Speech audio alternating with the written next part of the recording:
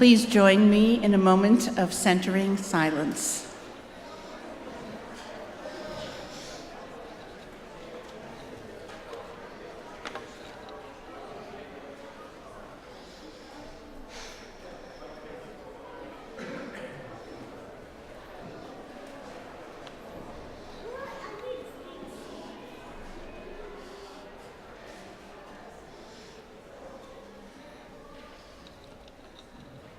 Our ingathering hymn is number 389, printed in your order of service.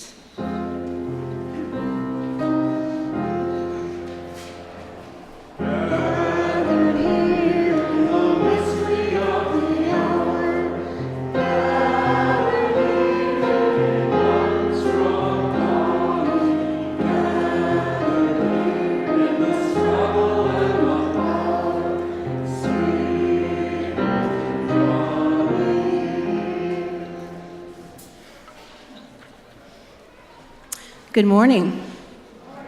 Welcome to the First Unitarian Society of Madison.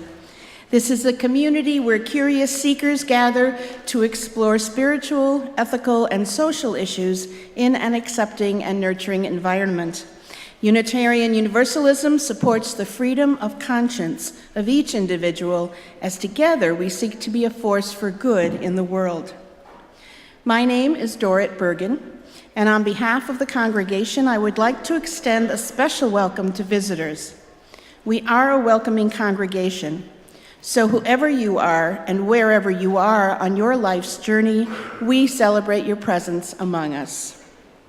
Visitors are encouraged to stay for our fellowship hour after the service and look for people carrying teal stoneware mugs. These are FUS members knowledgeable about our programs and community life, and they look forward to the chance to speak with you this morning. You can also stop by our information table outside of the library, where you can find more information about our upcoming events and programs. In this lively acoustical environment, it can become difficult for those in attendance to hear what is happening in our service. So we remind you that our Child Haven and Commons areas are excellent places to go when anyone needs to talk or move around. The service can still be seen and heard from those areas. We also have hearing assistance devices available. Please see one of our ushers if that would be helpful for you. This would be a good time to turn off all electronic devices that might disrupt the service. Do we have anybody here today who is a guide and can give a tour? Okay, well, maybe next time. I'd now like to acknowledge those individuals who help our services run smoothly. This morning, Mark Schultz is doing sound for us. Ann Smiley is our lay minister. Your greeters were Pamela McMullen and Gail Henslin. Our ushers, Tom Dulmage, Ann Smiley, Joan Heitman, and Karen Yeager. And making coffee for us, Richard DeVita and Jean Hills. Please note the announcements on the Red Floors insert in your order of service, which describe upcoming events at the Society and provide more information about today's activities. And I hope you had a chance to note some of the special events that should have been flashing up on the screen before services started. Again, welcome. We hope that today's service will stimulate your mind, touch your heart, and stir your spirit.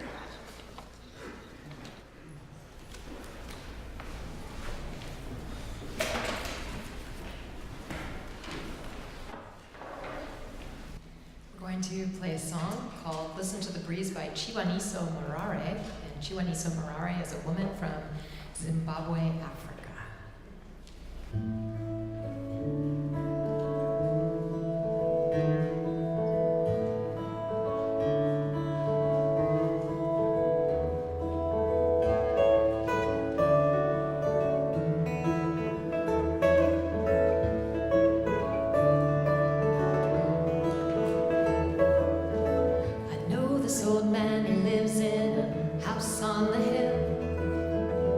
Each day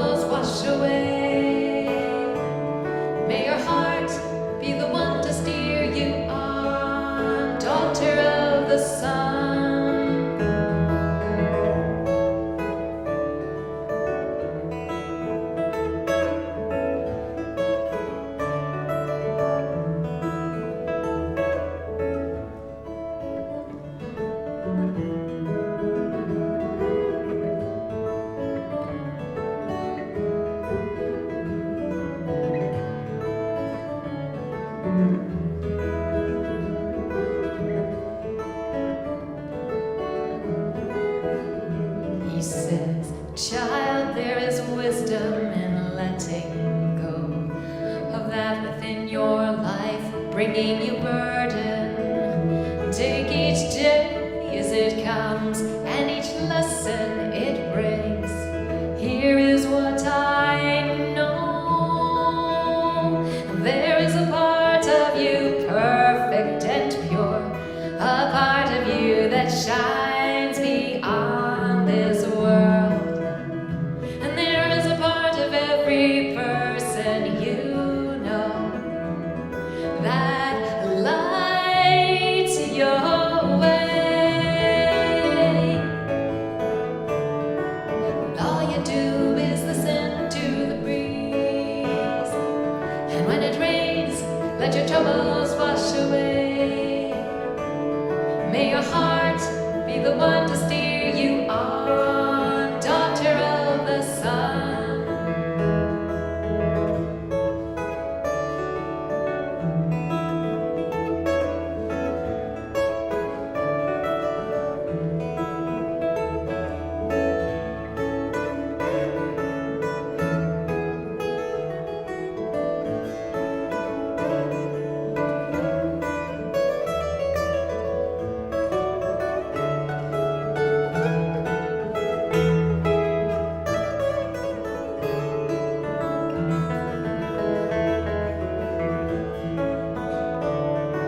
And all you do is listen to the breeze, and when it rains, let your troubles wash away.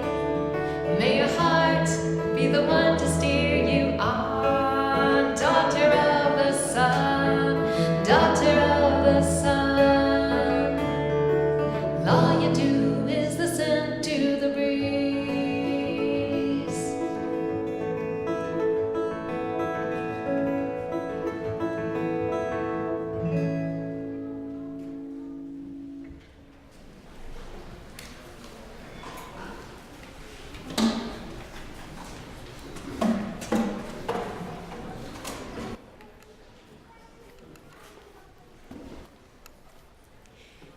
Here we are once again, gathered in this sacred space. We come together to share our hope, find our courage, create good in the world.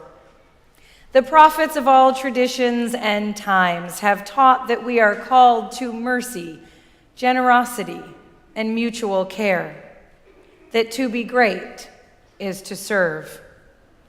We know that there can be no enduring for humanity so long as suffering and want go unrelieved. Until all may be sheltered, none of us is truly at home. As we gather this morning, may the power of our vision sustain us in this work, that we may be the hands of holy creativity and justice, and together build a better world. If you will rise in body or spirit as we join together in the words of affirmation printed in your order of service.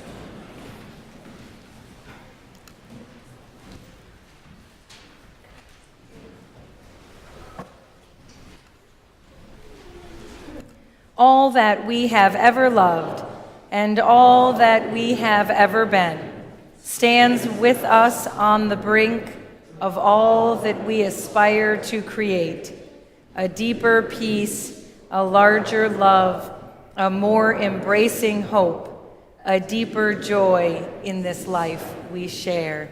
And if you will take a moment now, being aware of cold and flu season, to turn and say hello to your neighbor.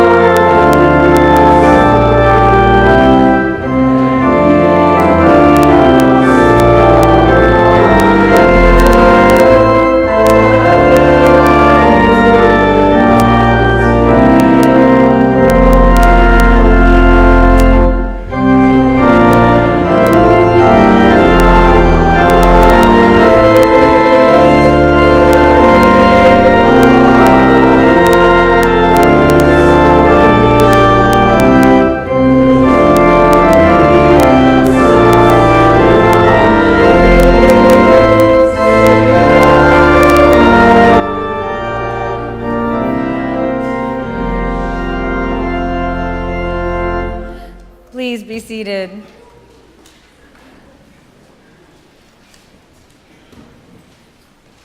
If you arrived here today with a sorrow so heavy that you need the help of this community to carry it, or with a joy so great that it simply must be shared, now is that time.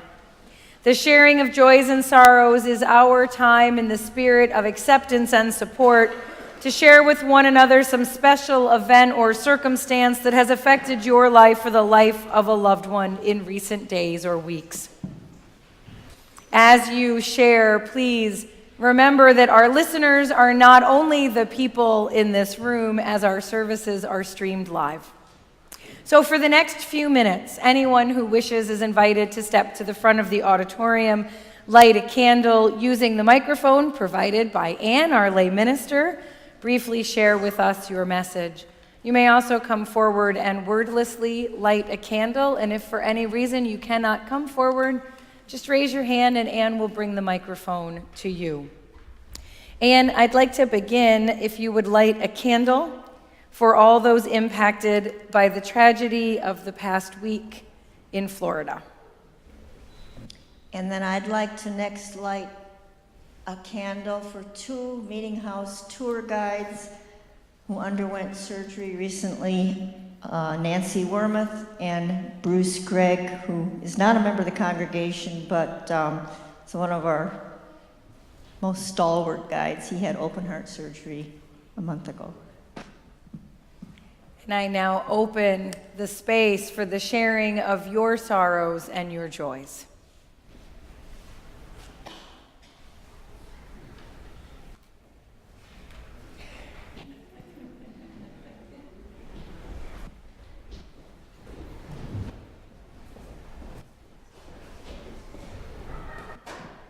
Thank you. My name is Poppy Nyosi, and I have an incredible joy to share. This weekend,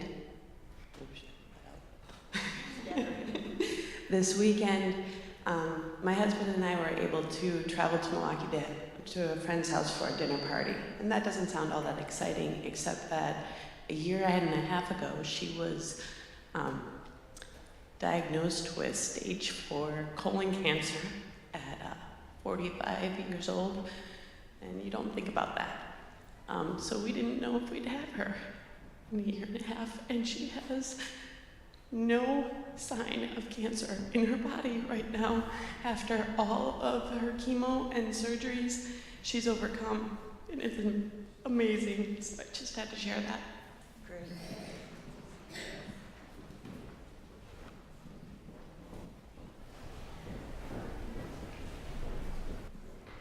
I'm Karen Jager, and I just want to send, especially after that last one, send love and light to my sister-in-law, Lisa, who is being treated for stage 3 breast cancer. I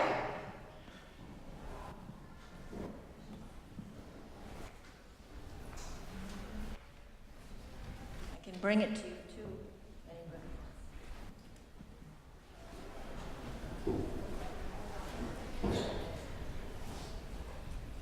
And if you will light one last candle for all the joys and all the tender sorrows that live in the fullness of our hearts. And as we rise in body or spirit for our next hymn, number 134, I invite our children and teachers to head to classes.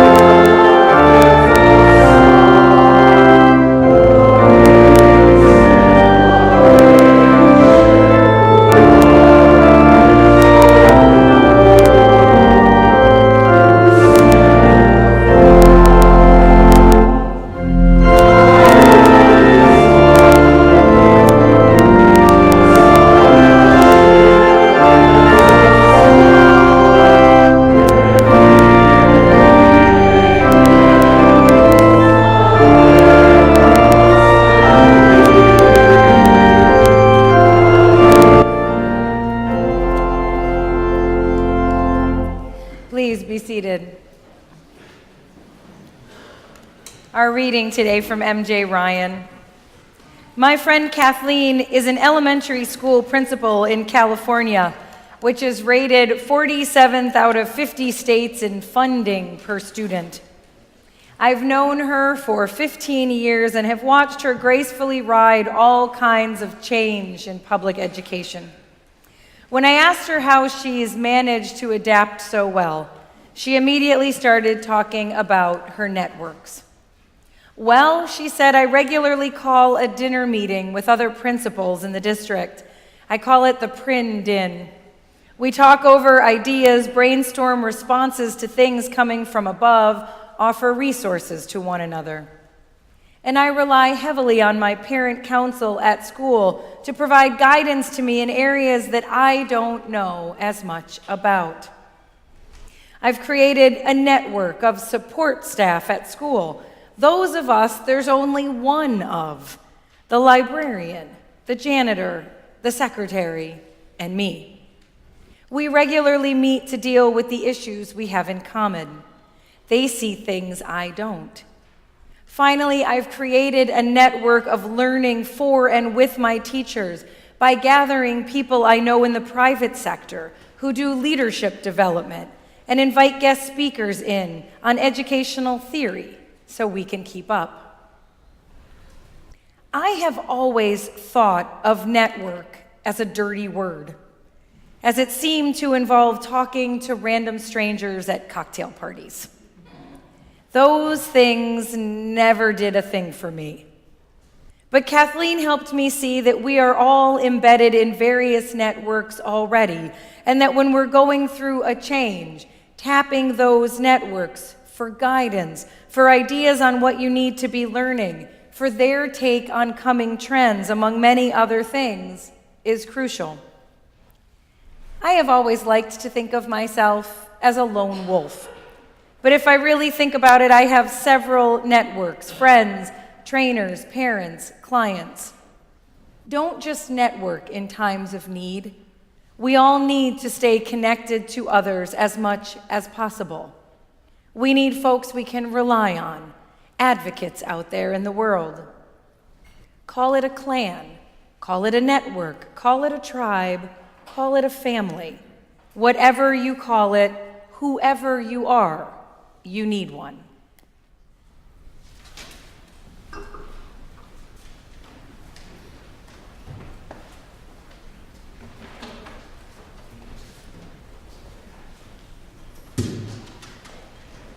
We're going to do a song about a hero of mine. Her name is Nian Chung, and I first heard about her when I read her book, Life and Death in Shanghai. And it's her autobiographical account of her experience during the Chinese Cultural Revolution. Like a lot of people in that time and place, she suffered much hardship. She was in her 60s at the time, and she was even put in solitary confinement in prison for over 6 years under harsh conditions. There was no heat in the winter, and there was no such thing as calling a lawyer or any outside help at all. And so she, anyway, so it was a really hard time for her, and what she would do to get through is whenever she noticed anything positive in her environment, she would focus on it. So one day, she noticed there was a little spider in her prison cell, and she became fascinated watching it weave its web, and she started to become attached to it. She would look for it in the morning when she woke up, and she would look for it later in the day, and then before she went to bed. And I found that very moving, so I wrote this song about the prisoner watching the spider. And speaking of networks, that was like her network, because her only social outings at that time, so to speak, were when she was taken to be interrogated and sometimes tortured. And other than that, if she got terribly lonely, what she would do if she felt very depressed and low is she would actually instigate an incident. She would demand to be released, so a guard would come and get her, take her out to an isolated place, and generally, yell at her and kick her and punch her and then bring her back. And she actually found that energizing because she was so lonely. So anyway, the epilogue to the story is after the 6.5 years, she eventually was released because the authorities feared she would die in prison because she got very sick.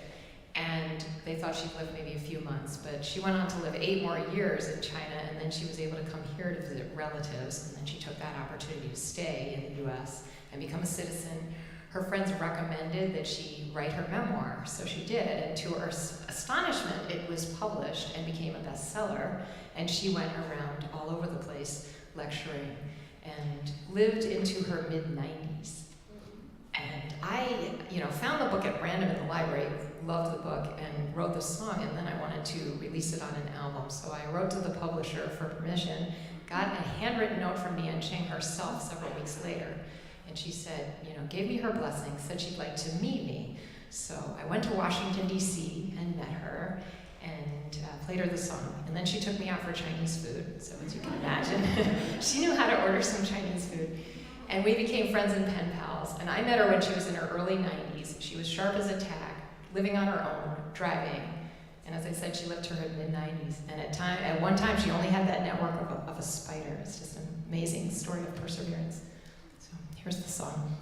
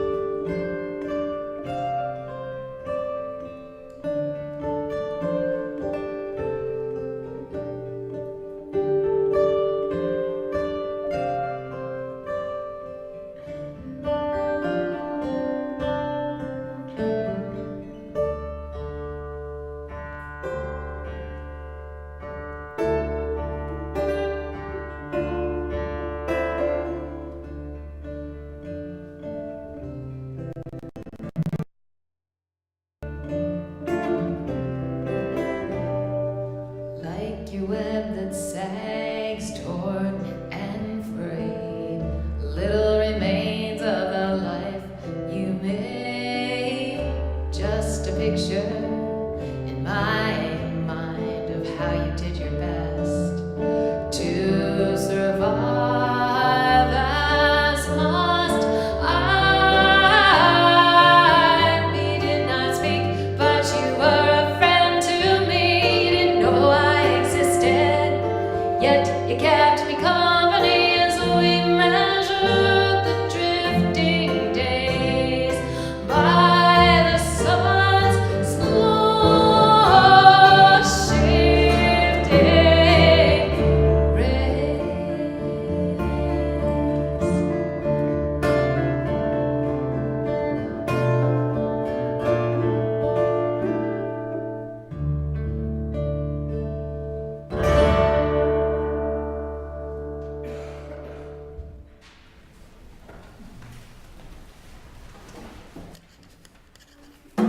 Thank you both.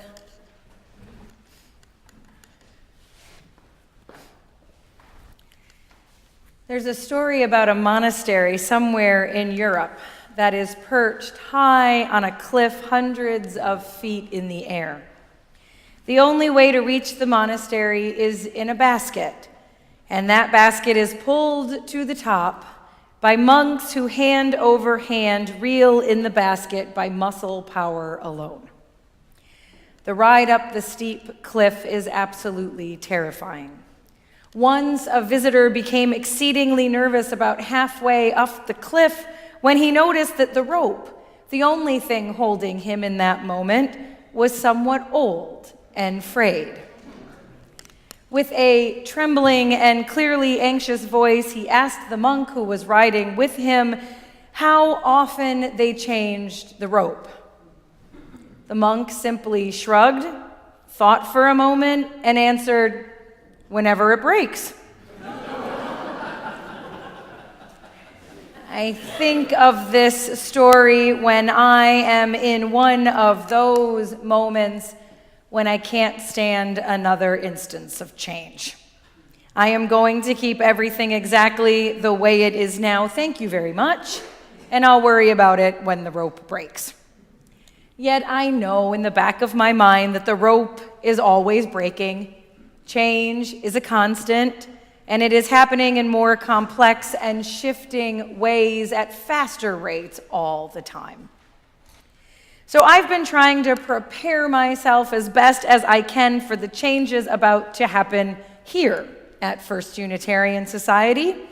I'm taking the pro-interim training offered by our Unitarian Universalist Association as a way to prepare myself to work with our interim minister next year. I have been reading as many books on the subject of change and organizational change as I can. Books such as How to Survive the Change You Didn't Ask For,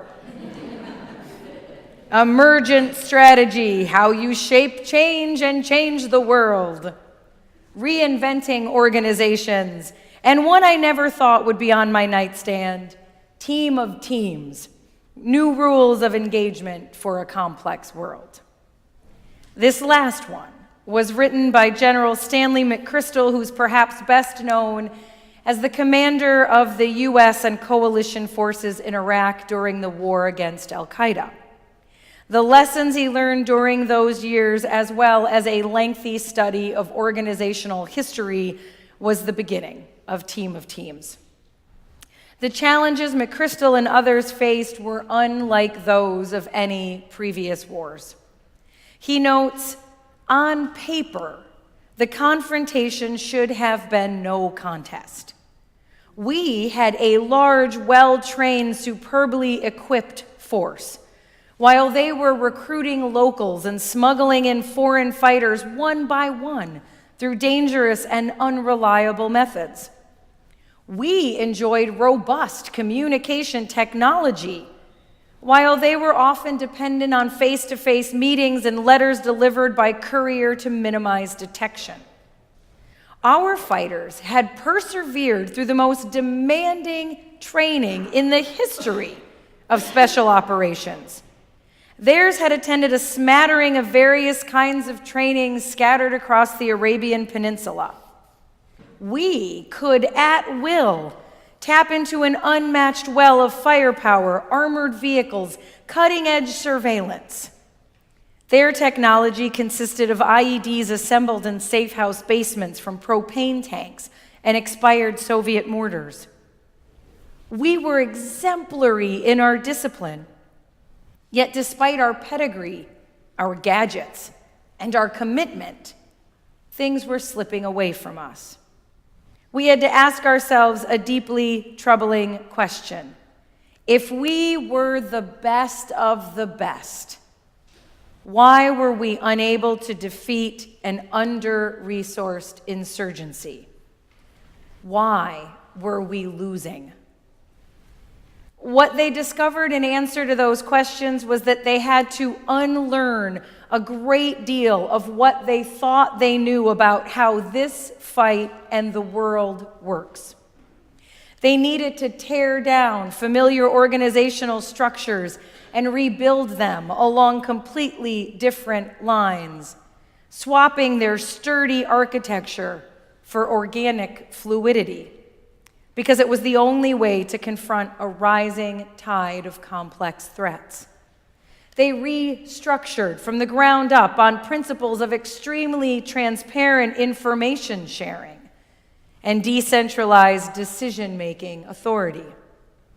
They dissolved the barriers, what he called the walls of our silos and the floors of our hierarchies, the things they believed had made them efficient. They became what he calls a team of teams, a large command that captured at scale the traits of agility and flexibility and adaptability normally only thought possible in small teams. Almost everything they did ran against the grain of military tradition and general organizational practice. They abandoned many of the precepts that had held throughout the 20th century because, he said, the 21st century is a different game with different rules. Now, personally, I love visuals, so I made visuals to show you what he's talking about, and this is as high-tech as we're going to get today. I told the Saturday service yesterday, this isn't just you. Even Sunday is getting these visuals. No, I'm okay, thanks. So first, this is the traditional structure that we all know. Look familiar? He calls it the command hierarchy. McChrystal says the issue here is that when we stack our teams into silos, we become unwieldy with no information sharing and people competing for resources. So they moved to a second structure. It looks like this. He calls it a command of teams. The teams here can bring a measure of adaptability to previously rigid organizations, but your teams are still not communicating with one another. As the world grows faster and more complex, we need to figure out ways to scale the fluidity of teams across entire organizations, which brings us to the team of teams approach. In this model, you enable people to operate in an interdependent environment, understanding the butterfly effect ramifications of their work, making them aware of the other teams with whom they would have to cooperate in order to achieve success. This model creates an organization within which the relationships between the teams resemble those between the individuals on a single team. Teams that had traditionally been broken into silos now become fused to one another by trust and shared purpose. Now, when I look at this, I see a web, perhaps an interdependent web of all existence.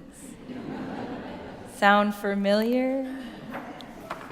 And I begin to wonder how an image such as that could change how we live and move and be with one another, and how our organizations can open up to change.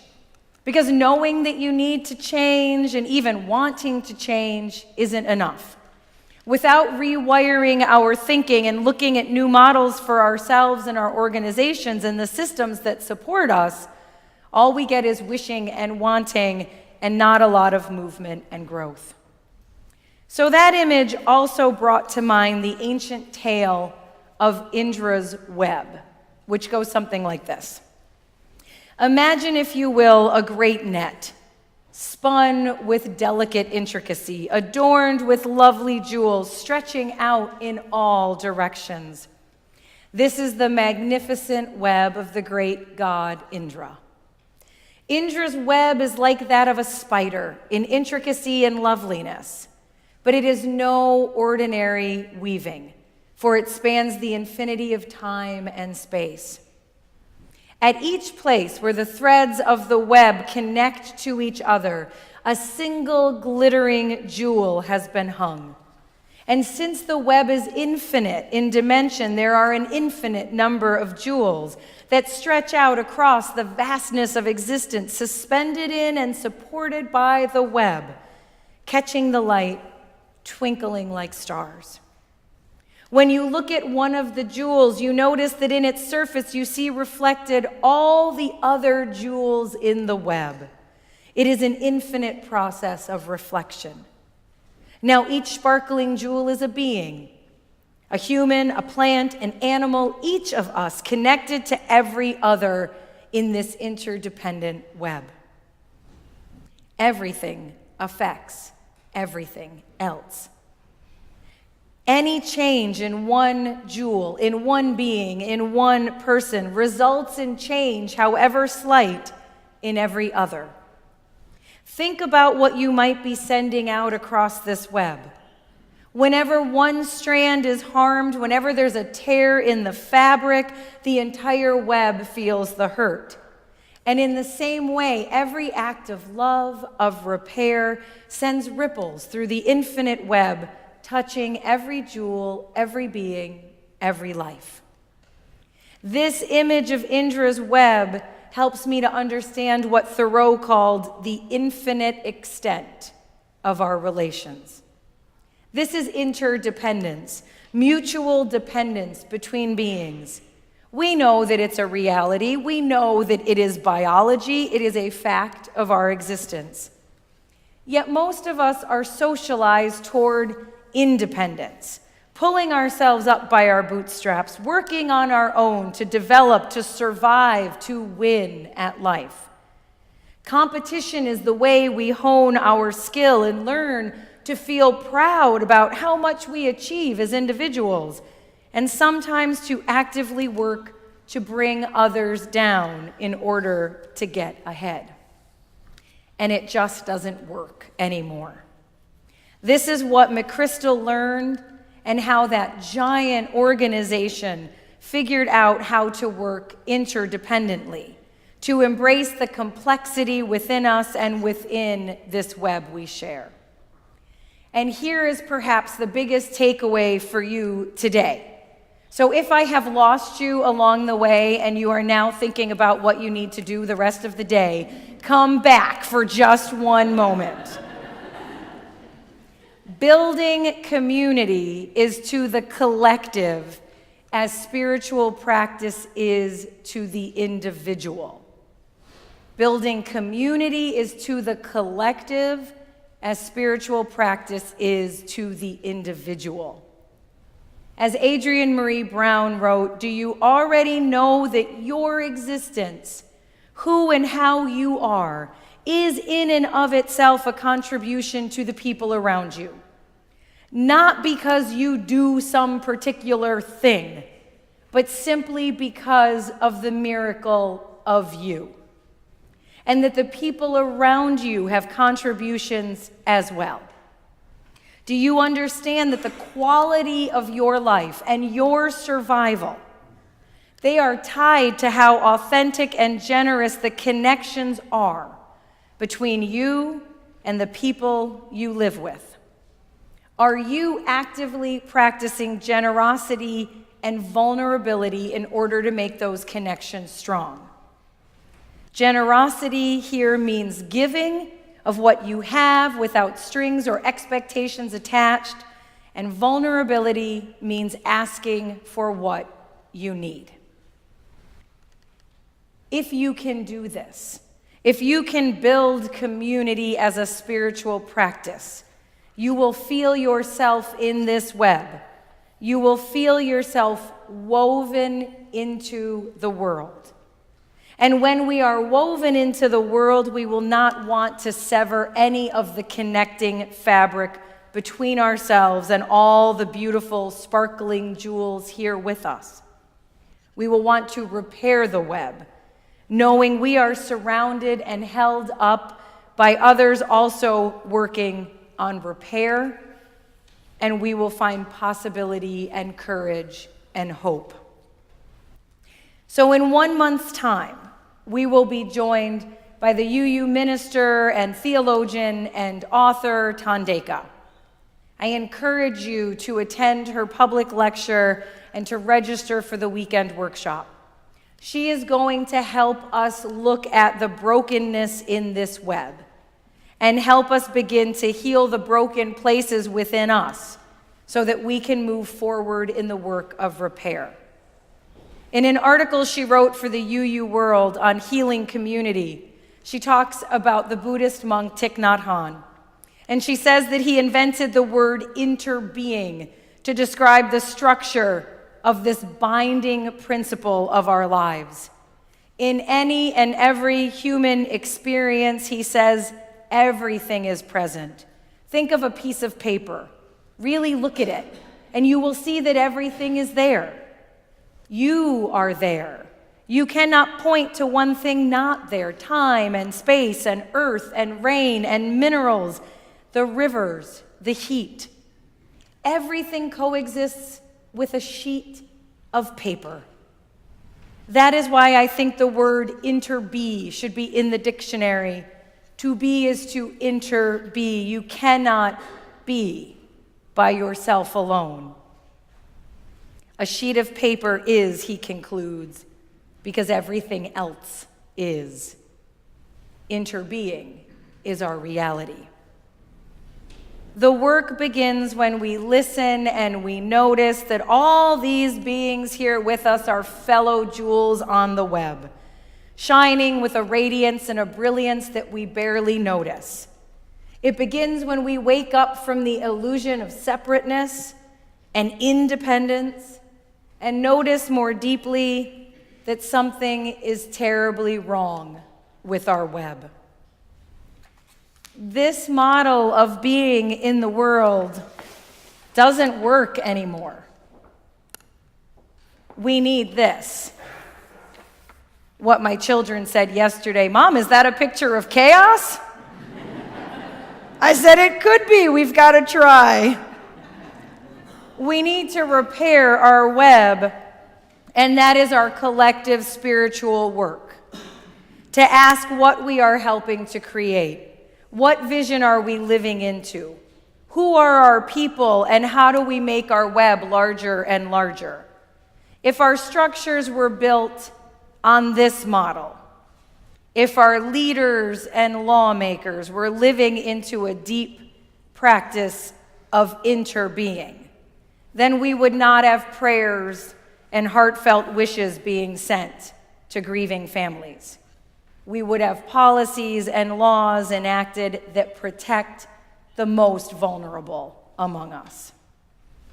Our web is in desperate need of repair, and it will take time, it will take new ways of being together, and it will take each and every one of us. Can we break out of the old model of individual silos to see that our well-being is dependent on the well-being of the whole, and that the damage and hurting has gone on for far too long? Now, just before he died at the age of 96, Studs Terkel, who'd written an oral history of the Great Depression, was asked what he learned about that time that he could offer to us now. And he said, turn to others, take part in community. The big boys are not that bright. So I invite you to turn toward one another after service today. Get some coffee or tea or hot cocoa and find someone that you don't know. Ask them how they've dealt with change. Ask them what excites them about the future. Meet someone that you didn't know when you arrived here today and make your web a little larger. We live within the preciousness of time. It is limited and it is sacred. Everything we do, every action we take is practice ground. Practice building the collective. Practice building community. Practice openness, embrace change, practice love. So in honor of our web, I leave you today with a poem from Joyce Sidmar that's called The Night Spider's Advice. Build a frame and stick to it, I always say. Life is a circle. Keep going around. Do your work. Eat your triumphs. Eat your mistakes. That way your belly will always be full. Use what you have. Rest when you need. Dawn will come soon enough. Someone has to remake the world each night. It might as well be you. I now invite you into the giving and the receiving of today's offering. You'll see that it is shared with Wisconsin Faith Voices for Justice. They are partners with us in our sanctuary work. You can find out more about them in the order of service, and we thank you for your generosity.